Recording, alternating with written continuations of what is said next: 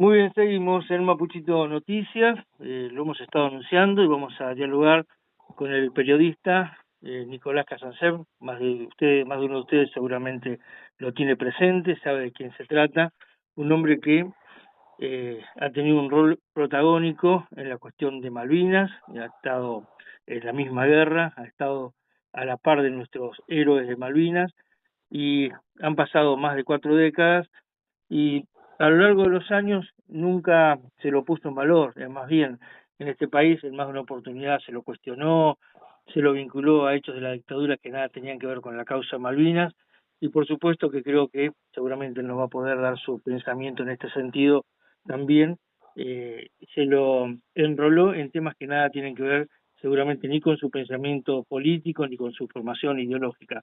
Nicolás, gracias por atenderme. Buenas tardes. Raúl Álvarez te saluda. Buenas tardes, Raúl, es un gusto. Igualmente. Contame un poco, han pasado más de 40 años de lo de Malvinas y ¿cómo ves esto a esta distancia? Mira, al día siguiente de la caída de Puerto Argentino comenzó lo que se llama la desmalvinización, que es una forma de censura. Se prohibió hablar de los héroes de Malvinas, se ocultó, se tergiversó la verdad de lo que pasó en la guerra, solamente se podía hablar de las miserias, que está bien, hay que informar sobre todo, pero es desbalanceado el panorama que se le ofrece al habitante de la República Argentina hasta el día de hoy. Eh, no se habla de los héroes, no se los conoce. Tenemos a los equivalentes de San Martín, Belgrano, Cabral, Falucho caminando entre nosotros por las calles y nadie los conoce, no conocen sus nombres. Vos fíjate que hace poco, creo que a principios de año, se estrenó la película Top Gun 2 con Tom Sí. Cruise, y el mando de la Fuerza Aérea promovió con esa película el ingreso a la Escuela de Aviación Militar. Cuando se trata de héroes de cartón, héroes de celuloide, en vez de promover con los nombres de nuestros verdaderos haces de la aviación, nuestros verdaderos Top Guns, vivos todavía, se optó por esa variante. Y yo de alguna manera los entiendo a los que decidieron eso, porque si hubieran dicho que iban a promover el ingreso a la Escuela de Aviación Militar con los nombres de Carballo, Tucu Cervera, Napo Martínez, nadie sabía quiénes son. Tenemos una deuda muy grande en la educación argentina y del Estado argentino en general, que nos ha ocultado a nuestros héroes.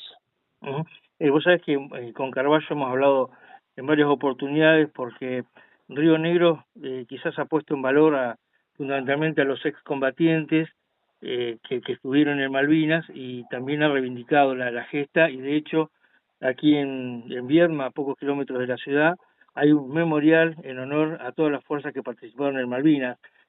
Vemos que de a poco, por lo menos desde algunas provincias, en algo se ha podido avanzar. Pero vos fíjate, vos me hablás de Río Negro. Carballo es un hombre de Río Negro. Claro, Carballo nació en Capital, pero vivió en Bariloche. alrededor de 20 años en Bariloche. Y Carballo, uno de los más grandes héroes de la guerra de Malvinas, no recibe la pensión. Y Claro. yo he hecho esfuerzos, le he escrito al intendente de Vietnam, me ha prometido ayudar en eso, que hay una cuestión burocrática de que tiene que ser nacido en Río Negro para ofrecerle la pensión de veterano, pero bueno, es el único habitante de Río Negro que fue condecorado con la Cruz al Heroico Valor en Combate. Una pequeña modificación de la ley para él nada más no sería justificado, y sin embargo no se ha hecho. Seguro. Totalmente, y es una pena, y es buen dato el que me acabas de pasar, porque nosotros estamos en Viedma precisamente, y seguramente vamos a avanzar sobre este tema para reafirmar tu gestión y ver qué se puede hacer. De hecho, lo han traído a Carballo aquí a dar charlas a jóvenes, a personas en general, y si nos representan como lo que es realmente un héroe de Malvinas, más vale que también se debiera reconocerse de esta parte que es tanto o más importante para la vida del hombre, ¿no? Claro, porque vos fíjate, él sirvió en Córdoba después, y durante la guerra de Malvinas estaba registrado como que vivía en Córdoba.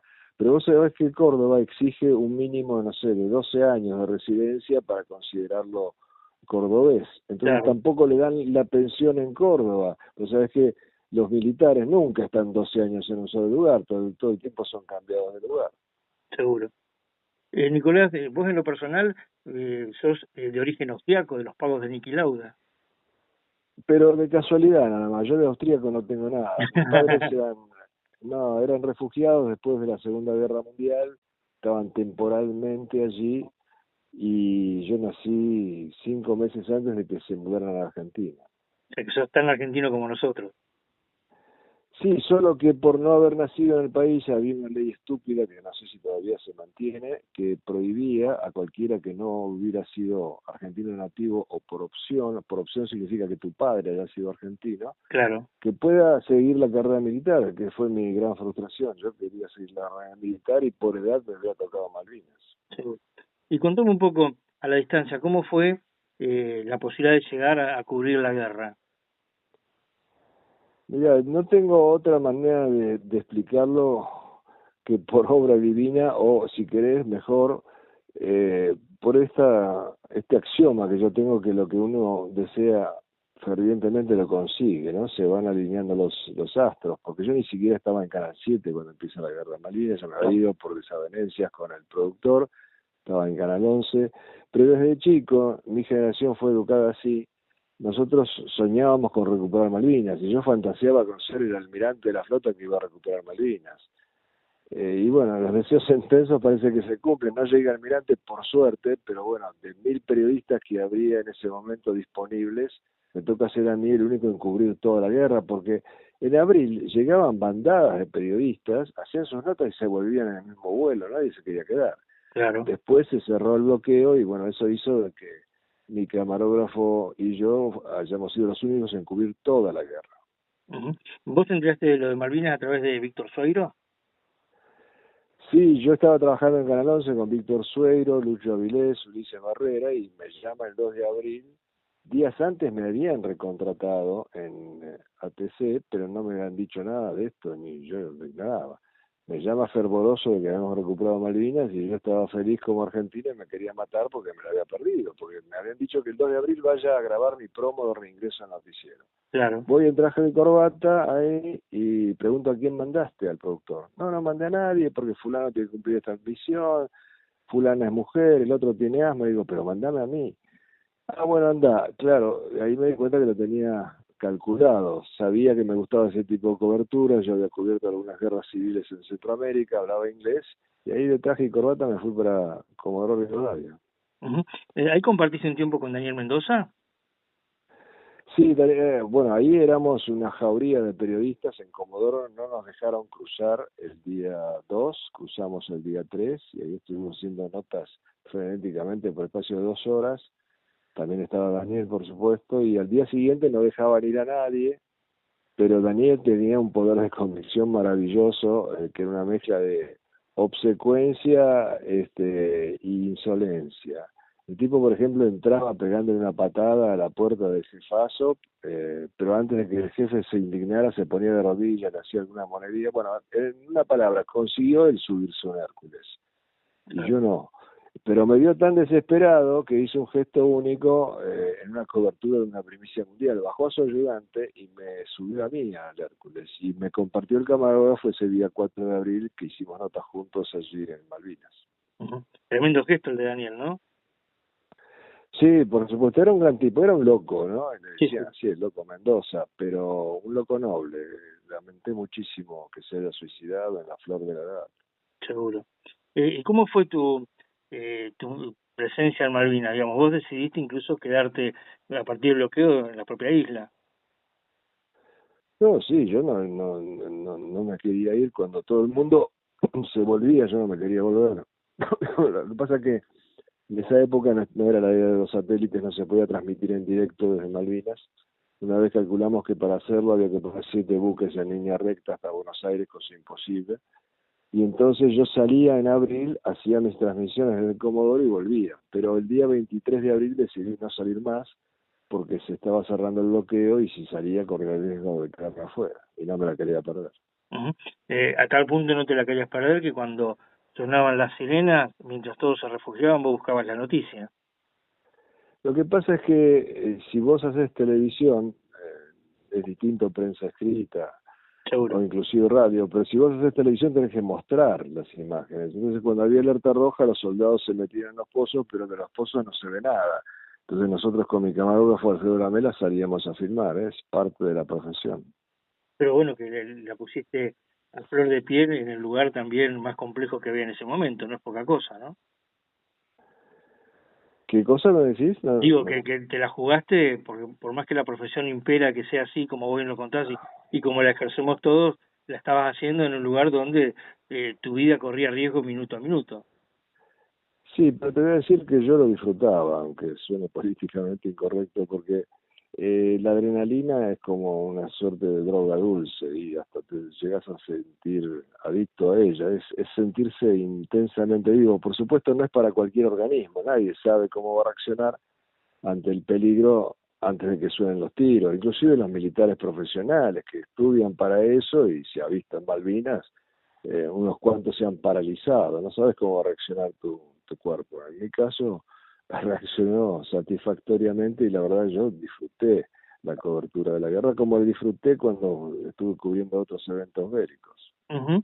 Nicolás, ¿y cómo fueron esos días en Malvinas? ¿Cuál es tu visión a la distancia? Fueron muy intensos, pasaron demasiado rápido.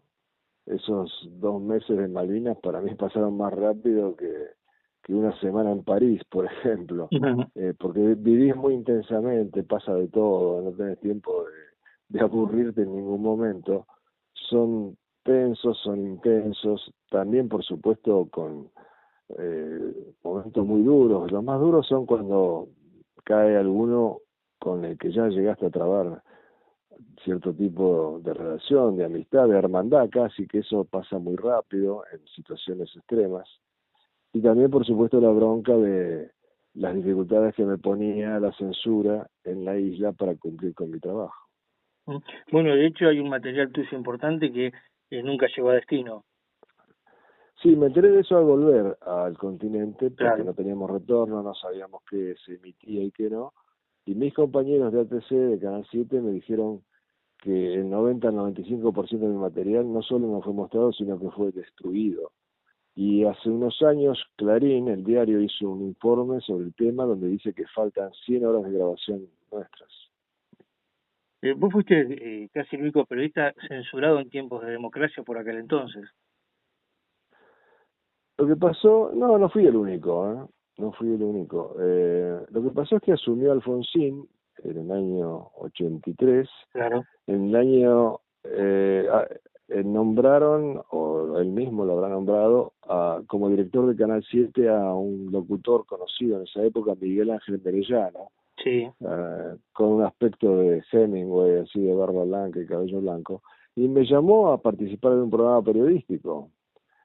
Eh, Cuando se publica la noticia, me llama Merellano y me dice, mira, te prohibieron, no vas a poder hacer el programa. Le digo, pero ¿quién me prohibió? Y me dice, no, no voy a ser yo, vino la orden de la Secretaría de Cultura. Y los voy a ver al secretario de Cultura Carlos Gorostiza y al subsecretario Marcos Aguinis, escritores, los dos, ambos, Sí, para mayor sí. vergüenza, y me dijeron así, frente a frente, que yo no tenía derecho a trabajar por haber sido la cara de Malvinas.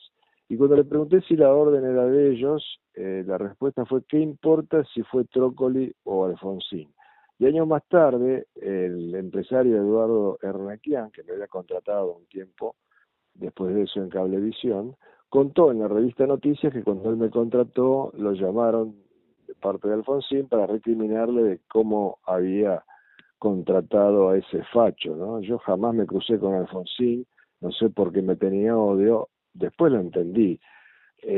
Alfonsín fue la persona que más gente prohibió en televisión. Prohibió Tato Bores, Mirta Legrand, Hugo Moser, bueno, montones, Pinky, porque él le tenía odio a todo lo que tuviera que ver con Malvinas. ¿Por qué? Porque él le tenía odio a todo lo que tuviera que ver con Galtieri. Él había estudiado en el Liceo Militar con Arguindegui, Anaya y Galtieri, y esa relación que había entre ellos de amor y amistad con Arguindegui y odio hacia Galtieri siguió toda la vida. Alfonsín prohibió conmemorar el 2 de abril. Alfonsín ordenó sacar los restos de nuestro primer héroe, el capitán Yaquino, y tirarlos en un lugar espantoso de un cementerio de Mar del Plata. Y así toda una serie de medidas, bueno, de rebote lo ligué yo también, porque él odiaba todo lo que tuviera que ver con Malvinas. ¿Cómo fue tu vínculo con Gómez Fuentes? Mira, fue un poco distante, porque a mí no me gustaba el periodismo que hacía él. Claro. Yo tenía reparos, no me parecía un mal tipo, pero lo que hacía no me gustaba. Por ejemplo, estábamos en el medio de un corte en el noticiero y entraba el productor y le decía a Gómez Fuentes, el interventor, el coronel, que era el interventor militar en Canal 7, está mirando, pegale a los zurdos. Me pareció terrible, porque a los zurdos hay que pegarles si lo merecen, no porque esté mirando el coronel. Ese Seguro. tipo de cosas me mantuvieron alejado de él y es uno de los motivos por los cuales yo me fui de Canal 7, me fui al 11, no me gustaban ese tipo de cosas. Pero bueno, como el 11 se lo habían dado a aeronáutica y no tenía un peso, no se viajaba y yo había desarrollado esa adicción, otra adicción fácil de desarrollar en periodismo que es por los viajes. Claro. Entonces cuando me llaman para que vuelva a Canal 7, el recuerdo de todos los viajes que hacía por el mundo me hizo aceptar. Nicolás, ¿y cómo te fue en tu regreso laboralmente, más allá de esto que acabas de contar? ¿Cómo pudiste llevar todo ese tiempo? Bueno, fue muy duro porque primero y principal los propios militares me censuraron, me sacaron del noticiero, me hicieron la opereta para descalificarme, porque yo estaba escribiendo mi libro y no sabían qué iba a poner, tenía cola de paja. Me costó mucho después de la guerra encontrar trabajo, fui dando tumbos y aguanté, no me quería ir del país, aguanté hasta el año 90 y en 90 a la tercera oferta que me hicieron de la televisión hispanoparlante de Miami, me fui porque tenía 4 hijos que mantener. Ujú. No hubiera querido irme, me fue muy bien afuera, pero yo hubiera preferido hacer mi carrera en mi país. Seguro. ¿Y vos crees que Malvinas es uno de los pocos temas que une a los argentinos? Creo que es el único, y la prueba está en el mismo 82, que la grieta era mucho más profunda de lo que es ahora, y se cayeron todas las diferencias ideológicas. Los montoneros exiliados se presentaban en las embajadas ofreciéndose de voluntarios. Se armó un comando conjunto entre montoneros y marinos, que semanas antes estaban matando entre ellos para ir a tratar de dinamitar buques ingleses en Gibraltar. Todo el mundo apoyó la recuperación de Malvinas, incluso los que después que quisieron aparentar de que estuvieron en contra. Por ejemplo, es muy frecuente que los dirigentes radicales y algunos periodistas sostienen que Alfonsín fue el único que se opuso a la recuperación de Malvinas. Y eso es falso. Si uno va a los diarios de la época, el diario del 3 de abril, del 4 de abril, o si va al libro de Armando Alonso Piñeiro, el historiador que escribió un libro sobre la guerra de Malvinas, va a ver el texto con el cual el propio Alfonsín calurosamente celebraba la recuperación de Malvinas. Ujú. Nicolás, ¿y vos crees que la guerra estuvo bien haberla llevado adelante? ¿Era el único camino que había en ese momento? Es que si no se entiende que la guerra la buscó, la provocó y la desató Gran Bretaña, no se puede entender Malvinas. ¿Vos Claro. te crees que nuestros generales y almirantes hubieran tenido el coraje de una guerra contra Inglaterra, lo que significaba una guerra contra la OTAN? Jamás. No hubieran tenido las agallas, no tuvieron las agallas para pelear contra el terrorismo con la ley en la mano y la luz del día, y hubieran tenido las agallas de ir a la guerra contra el resto del mundo. Si no se entiende que fue un guiño de Inglaterra a través del Pentágono a Galtieri, de que se podía hacer un toco y me voy, y después no pasaba nada, nos repartíamos el petróleo, no se puede entender Malvinas. Era lo que se llama, necesitaban los ingleses y sus aliados un casus belli, una provocación argentina para después venir con todo y montar su fortaleza Falkland, que ese era el motivo principal. Ellos querían controlar con sus aliados, pero en la Guerra Fría, obviamente, el Atlántico Sur, donde no tenían ninguna base los aliados de Occidente. Entonces, para montar eso necesitaban una provocación argentina, venirse con todo, porque los ingleses, como todo país serio, planifican a décadas en adelante. ¿Por qué querían montar una base allí, más allá de la Guerra Fría en ese momento? El control del paso interoceánico, el control sobre las reservas de petróleo que se sabía que eran inmensas, y sobre todo la proyección a la Antártida, que es el último gran reservorio de agua dulce y de minerales del planeta. Yo una vez entrevisté hace muchos años al coronel Leal, que fue el primer argentino en pisar por tierra el Polo Sur, y me dijo, sin Malvinas no hay Antártida. Es el portaaviones para controlar la Antártida. Todo eso, más otras consideraciones, tuvieron que ver para que los ingleses nos provocaran y los de la Junta Militar cayeran como tontos en esa celada y después no pudieron dar marcha atrás. A mí me contaba el sobrino del ministro de Defensa de la época, que cuando Galtieri se da cuenta de que cayó en la provocación y que vienen en serio y que Estados Unidos no va a ser neutral, le dice a su ministro, se llamaba Frugoli, saquemos las tropas de las islas. Y Frugoli dice, no podemos, la gente nos cuelga en Plaza de Mayo. Si no se entiende que fueron a hacer un toque y me voy, no se entiende cómo nos mandaron las tropas indicadas, cómo nos mandaron el armamento indicado. Vos querés ir a la guerra, el 2 de abril recuperamos Malvinas y el 3, 4, 5 mandamos soldados de buques con todo lo que hace falta para defender las cosas que no se hizo. Vivían esperando que alguien pare el conflicto. Bueno, y decime, vos como tuviste vínculos con Galtieri, pudiste hablar en varias oportunidades con él, ¿por qué se lo presenta más como un alcohólico y no como lo que hizo en función de la guerra de Malvinas? No, yo nunca me crucé con Galtieri, inclusive después de la guerra le pedí una entrevista y me la negó, pero he hecho una investigación sobre el tema del alcoholismo de Galtieri y es un invento. Galtieri probablemente debería ser fusilado por otros motivos, pero alcohólico no era. Yo hablé con mucha gente muy íntima de él, que lo conoce profundamente, que lo conoció, y no era alcohólico. Puedo enumerarte montones de testimonios. Esto se inventó para ridiculizar las gestas de Malvinas. Es un ariete más de la desmalinización, porque qué épica puede haber si fuimos por un general borracho, que se despertó un día después con la resaca y decidió hacer la guerra contra los ingleses. Una presión además ridícula, ¿no? Pero que pega fuerte porque ridiculiza. En realidad es muy banal, porque no importa si un tipo chupa o no chupa, importa si hace bien su trabajo, y no hizo bien su trabajo, pero no lo atacan por eso. Paradójicamente, la que era alcohólica, y eso se publicó después de la guerra en Inglaterra, era Thatcher, que se emborrachaba todas las noches, pero, y está reflejado en la película que protagoniza Meryl Streep. Ella era alcohólica, pero bueno, eso se mencionó y después no se habló más. Churchill tomaba como un cosaco, pero nadie acusa a Churchill de ser alcohólico, lo acusaron de otras cosas. Acá fue un ariete de la desmalinización.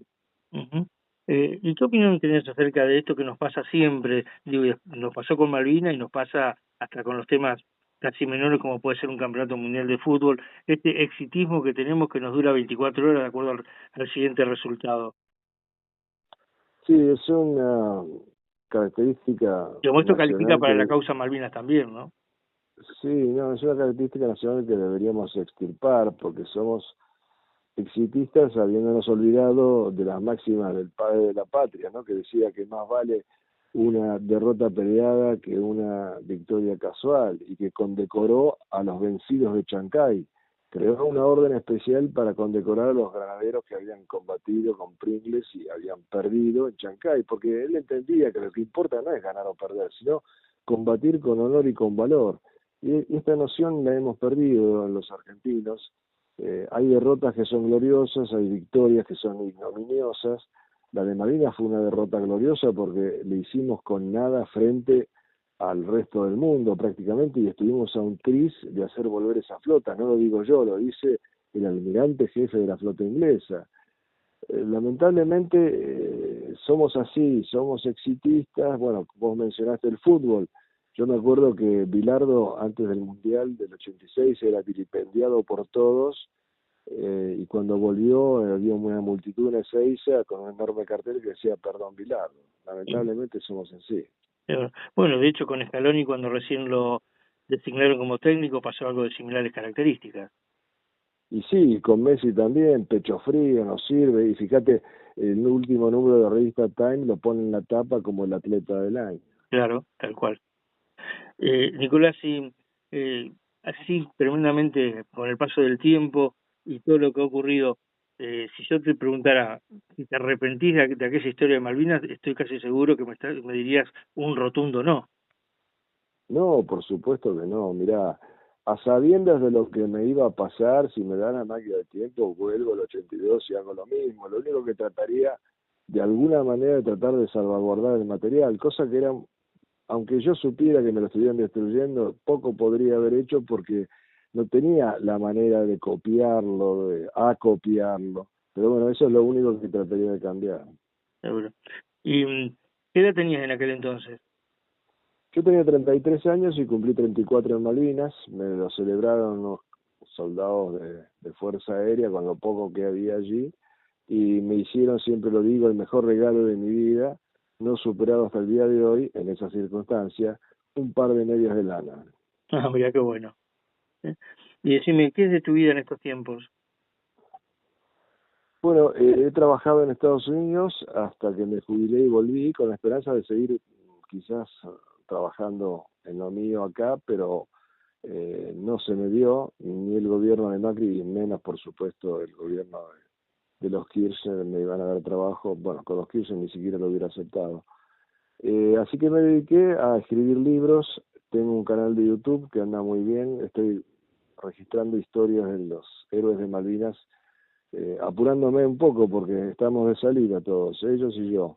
Ujú. Y bueno, tengo otras actividades. Yo desde siempre dirigí un pequeño diario en idioma ruso, de política e historia rusa, pues yo soy de origen ruso, Claro, ruso de la Rusia imperial. sí, Y sí. doy charlas cuando me invitan, voy por el país dando charlas. Ujú. ¿Hace algún tiempo estuviste en Comodoro? Sí, sí, di una charla invitado por la universidad. Claro. Así bueno, ojalá que en algún momento te tengamos aquí en Viedma. Bueno, yo soy materia dispuesta, si alguien organiza, con mucho gusto. Ujú. Bueno, Nicolás, te cuento, nosotros también tenemos nuestro canal de YouTube, así que después te vamos a mandar el link y nos vamos a suscribir a tu canal, porque viste, lo que estamos en YouTube necesitamos de los suscriptores como los políticos los votos, Sí, sí, los suscriptores son valiosos, ¿no? Para los canales de YouTube, sí, es cierto. seguro. ¿Eh? Bueno, quiero agradecerte enormemente estos minutos y te lo decía fuera de micrófono, valoramos el esfuerzo, el trabajo y lo que hiciste en aquel entonces, más allá de lo que han planteado los eternos medios nacionales que a veces quieren, muchos de ellos, regirnos la línea de pensamiento al interior, pero por suerte en el interior todavía hay gente que piensa y tiene la libertad de pensar, y en ese contexto creo que por suerte nos estamos encontrando, por eso te buscamos y queremos charlar con vos. El interior, yo siempre lo dije y lo sostengo, está la verdadera Argentina, la Argentina profunda. De ahí Seguro. que haya mucho más patriotismo en el interior que en el puerto, ¿no? Siempre cosmopolita de Buenos Aires. Te agradezco yo a vos, un abrazo grande. Un abrazo, Nicolás, hasta pronto, que estés muy bien. Gracias, igualmente.